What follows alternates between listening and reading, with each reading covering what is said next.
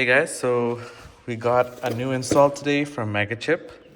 So probably you guys have seen in my previous video on my G87, I did have one of the first set of Mudflaps from Megachips on my M2, and it was really amazing, especially on my track days. And I love that, just kind of that sleek look. It doesn't really stick out, and it's track rated, so it's really nice. And the good thing is, the shape, it allows it to fit with the fenders and everything. Overall, I had a good experience. So now we got the same thing for the G80s. So as you guys can see, this doesn't lie. Quality doesn't cost, it pays off. And I really like this packaging here. So we got the rivets here, some alcohol wipes, and then we got the products here. So let's go ahead and unbox these, and then let's do an install video. I didn't really see many on YouTube other than just like one video, but I see a lot of people that use this product, and I believe you can buy this on IND. And let's take a look. All right, so we got everything opened up. So this, I believe, Elliot was saying, is like pretty much like the material that's used for tire cones. And what's really good is like it's really flexible and it fits with the shape of the body. And then the good thing is, if there's any scratches or anything, you can use tire shine, a plastic detailer. So on my previous, when I used to have it, I used to use some all sense, or nonsense all-purpose cleaner. And then if I really wanted, to go for like a car show or something, I'd just, whatever leftover I had from the tire shine, I just put on here. And then these are pretty much just some 3D printed parts, just for the rear, just so that you can get access to that.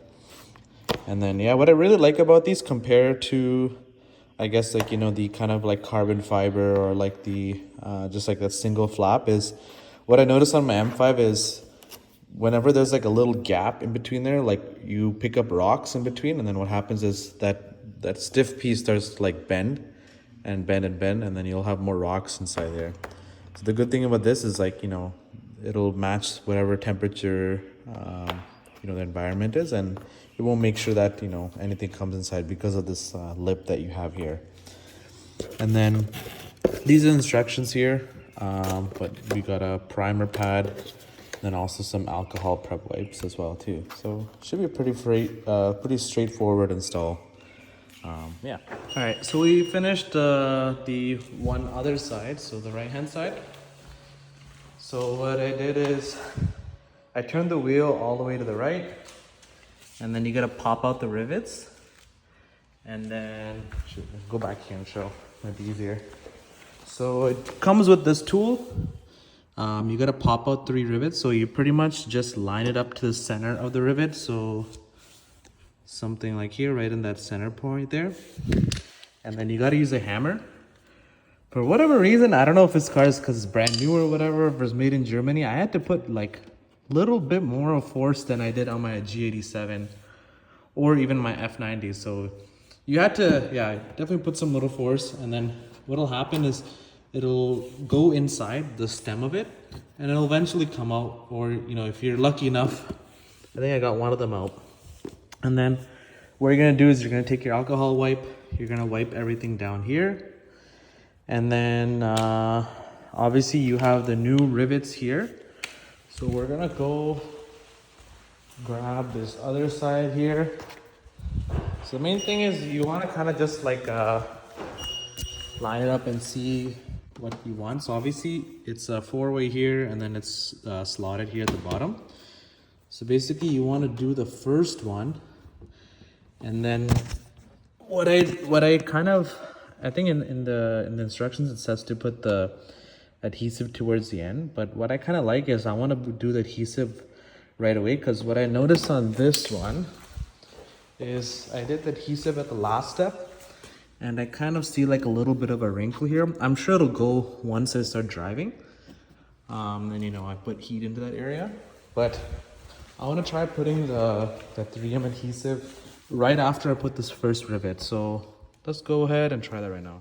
All right, so let's see if I can film this and do it at the same time. But what I did is I kind of just like preset all the rivets. They're not in, they're just in the holes for now. And we're gonna use this. So pretty much what you're gonna do is you're gonna stick it in there, and the first click what you're doing is pushing the rivet in, and then the second click what it's doing is once it's all the way in, it's actually gonna cut it. So it's gonna sound pretty loud, but let's see.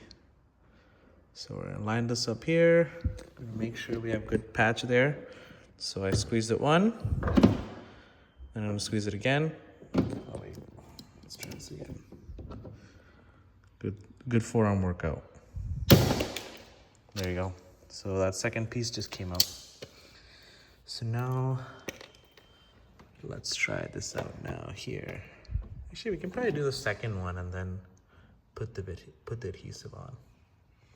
Yeah, because the main thing is you don't want the adhesive to kind of stick out, because then eventually you get exposed to salt and all kind of things. So let's do the second one. Actually, let's just put it on right now. Let's try that. So first, what you're gonna do is you're gonna put the adhesive promoter on, just to make sure, just to get that extra little help for it to stick on. And then now we're gonna unpeel this here. All right, so we'll try to get as close up as we can. So as you can see, I actually had to do the second one because it was almost like a linking condition. So I put this on. I'm gonna make sure I stick this on really good. And then now we can do our final rivet here. Oops, all right. As you can see, it'll just come out like that. So yeah, it came out pretty good. Looks pretty neat, looks pretty OEM. The good thing is, if you want it matte, you can keep it matte. If you want more of that shiny finish, you can do that as well. Let's go over here on the right-hand side so we can get a better look at this. Yeah, that looks really good. All right, so it's the next day morning. Figured out a hack without having to lift up the car. So pretty much just drove up here on the right-hand side to the left-hand side here. And I was able to fit it up. The same tool, everything fit up. So I was able to remove both screws. The back is pretty easy. Just remove the screws and you put the same screws back on. The main thing is, because this is a 3D printed part, you don't want to go too tight. But you can see here, you know, it's just pretty much a little more than hand tight. And, you know, it's good. And this one has a really good fitment too. As you can see, right now my fitment is lacking because I don't have spacers or it's not lowered. So it has really good coverage. And what's interesting is my car only has 300 miles and all this part inside was already starting to get chewed up. So that's pretty good. So long story short, after some fiddling around, driving to the neighborhoods to find a house without a mailbox, we were able to get both sides in.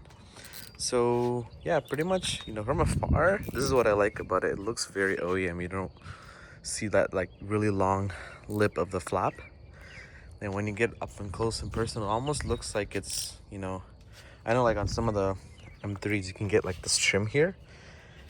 Honestly, now I'm thinking of adding that because the only thing is I'd want to find a piece that maybe connects it or has that kind of same width.